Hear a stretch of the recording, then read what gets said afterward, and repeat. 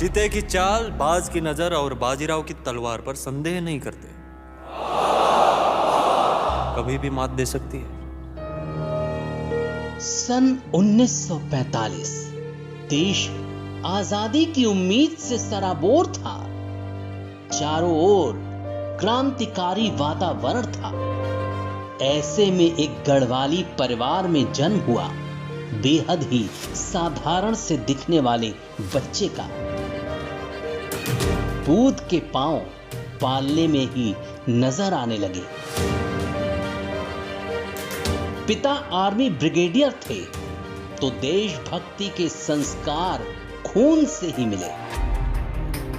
कुशाग्र बुद्धि और बहुत कुछ हासिल करने की चाह में 1968 में आईपीएस टॉप करके ही माने।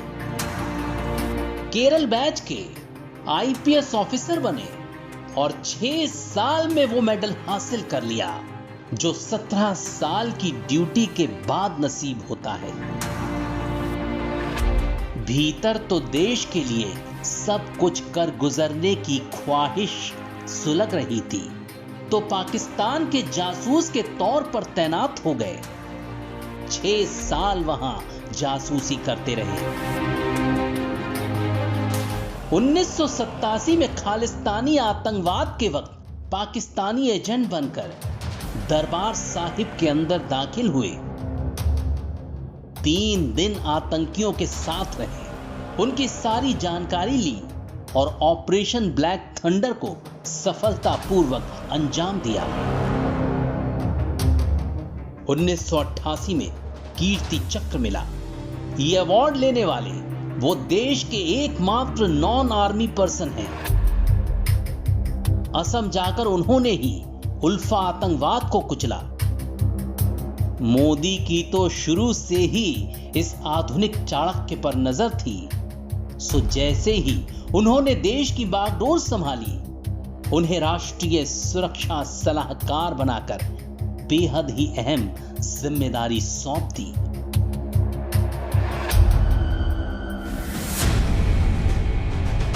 बलोचिस्तान में फिर से रॉ को एक्टिव करने वाले और इस मुद्दे को अंतर्राष्ट्रीय बनाने के पीछे इस चाणक्य का ही दिमाग था।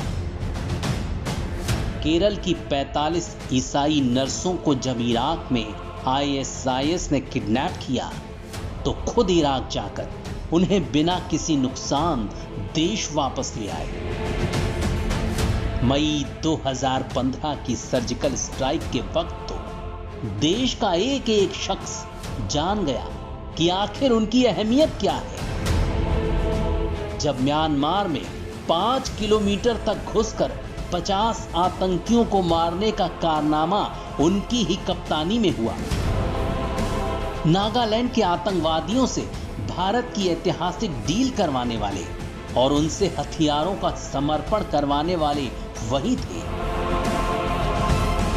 उन्हीं की हिम्मत और ना डिगने वाली सोच ने भारत की डिफेंस पॉलिसी को एग्रेसिव बनाया। इसी का नतीजा था कि पाकिस्तानी शिप जब भारतीय सीमा में दाखिल हुआ तो बिना किसी चेतावनी के ही उसे उड़ा दिया गया। फिर आया इतिहास का वो सबसे बड़ा दिन। सितंबर 2016 में पाकिस्तान की जमीन पर पहली बार सर्जिकल स्ट्राइक हुई। 3 किलोमीटर अंदर जाकर 40 आतंकियों और 9 पाकिस्तानी फौजियों को मारा। अपने किसी सैनिक को आज तक नहीं आने दी। एयर स्ट्राइक में भी उनकी बेहद अहम भूमिका रही। राइट विंग हिंदू संगठन विवेकानंद यूथ फोरम की स्थापना करने वाले भी वही हैं। इतिहास में कहानी है बाजीराव की, जो कहता था दिल्ली जीत सकता हूं, तो वर्तमान में हौसला है उनका जो कहते हैं इस्लामाबाद जीत सकता हूं। कोई और नहीं, वो हैं मोदी के चाणक्य अजीत डोभाल।